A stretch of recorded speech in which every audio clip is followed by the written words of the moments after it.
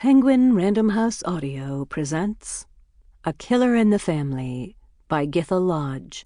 Read for you by John Hopkins and Jessica Regan. New Year's Eve. Lindsay was laughing, really genuinely laughing, for the first time in months, and possibly even for the first time in years.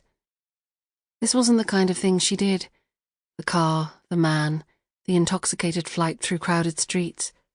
She hadn't been out on New Year's Eve for decades, not since Peter, and even then, it had only happened in the early years. The year that they'd met, at a party neither of them had quite wanted to go to, and for 3 or 4 years afterwards as they'd each forced themselves to go out of love for the other, with a babysitter booked to look after the child they hadn't planned on, but both of them adored. They'd each eventually admitted that the kitchen table and a game of Risk with each other held more appeal than the fireworks and the crowds. And from then on they'd stayed in, with Dylan always begging to stay up until midnight with them. He made them party a little, at least. He'd persuade them to get the twister mat out or dance around to Pink Floyd. And then, after Peter's slow dwindling and loss, and Dylan's departure for university in Dublin, it had mostly been Lindsay alone. Her not even 40, and left to ring in the new year with a jigsaw and the TV and a lot more wine than she was used to. Every year had been the same, a flood of memories from that first night, when she had fizzed with the hope that Peter might kiss her at midnight, and a sense of profound loss that she was moving into a new year without him. It might have been easier if Dylan had chosen to stay within easy visiting distance, but he'd met the woman of his dreams and decided to start a new life in Dublin. And so each New Year's Eve before this one had been marked, for Lindsay, by aching loneliness. She wasn't sure what had changed tonight. Any other year she would have been out for the count by now, numbed into oblivion by wine. She wouldn't have been in an unfamiliar car, going to watch fireworks with a man she barely knew. She glanced over at him, this other man, who had been as tentative at first as she'd been, a man so clearly as full of hope but also of anxiety as she was.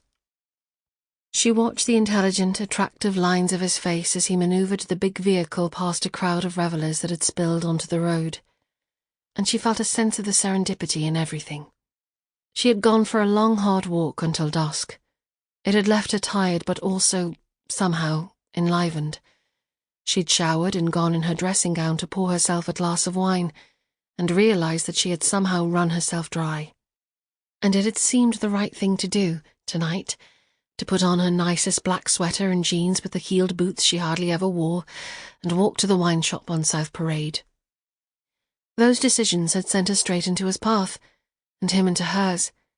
There had been no question in her mind that this was what was meant to happen, for her to meet someone on another New Year's Eve, somewhere else she'd never really intended to go, and for the two of them to be the obvious outsiders, clear soulmates.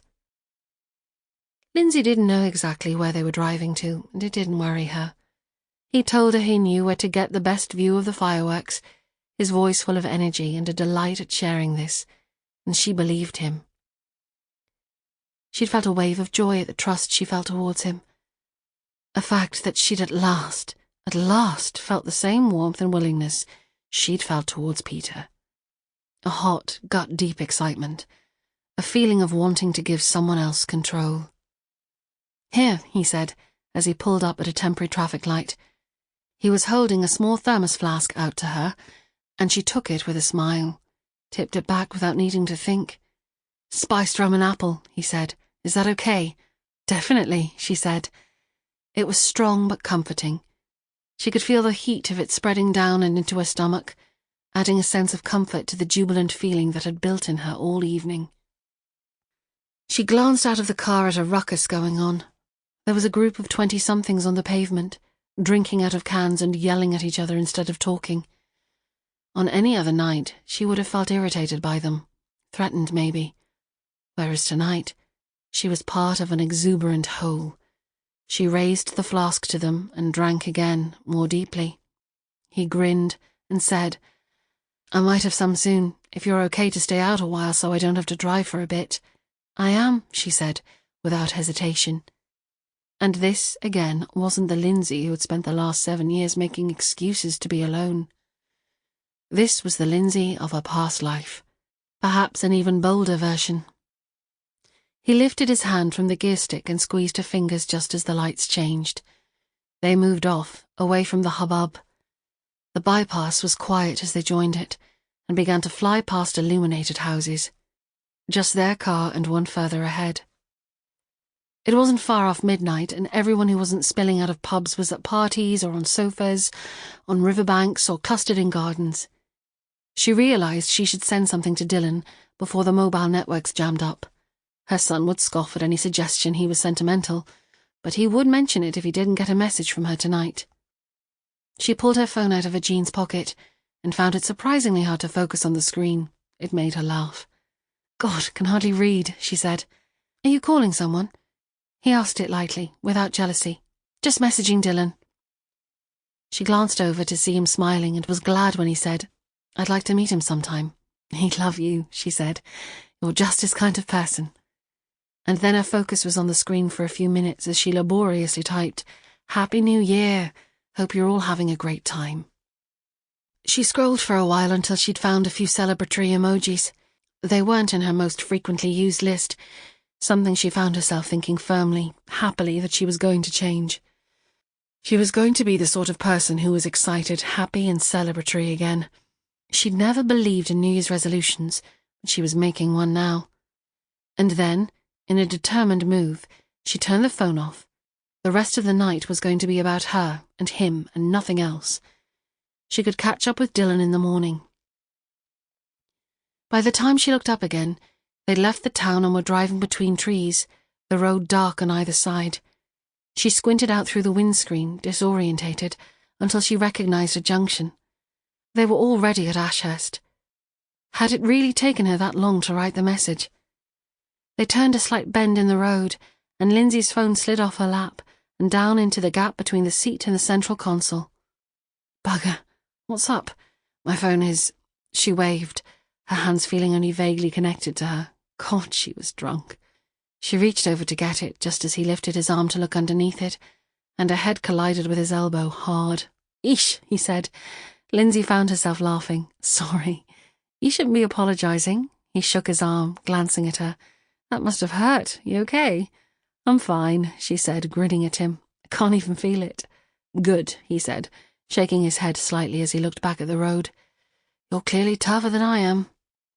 She reached down for the phone again, her fingers finding it but not able to grasp it. She succeeded only in shoving it backwards until it was pushed into the rear of the car.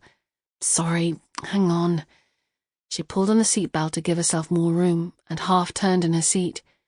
Twisting her right arm, she could just about reach down to where the phone now sat. In this contorted position, she could see into the rear of the car, and at first it meant nothing to her, the neatly bound piles of wood wedged front to back, one of which stretched out towards her. The can of kerosene. They were just things, the sorts of things people had in their cars sometimes. But then she found herself thinking about a woman, and a murder, and a bonfire. A lonely 40-something woman whose photo had appeared again and again in the papers and online. A woman who had reminded Lindsay of herself in painful ways. A woman whose killer hadn't yet been found, though everybody had tried. And the happy, detached contentment suddenly shifted.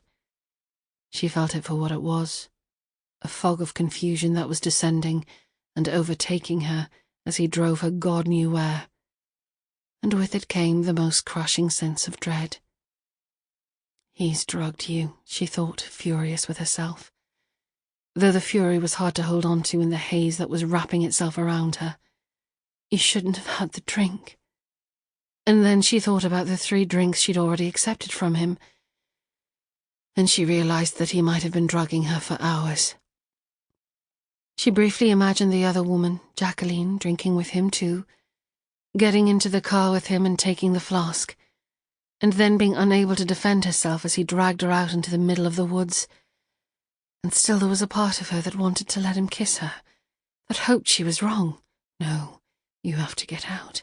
You have to get out now." The thought was almost enough to keep her focused. She needed to do something to make him pull over. Sample complete. Ready to continue?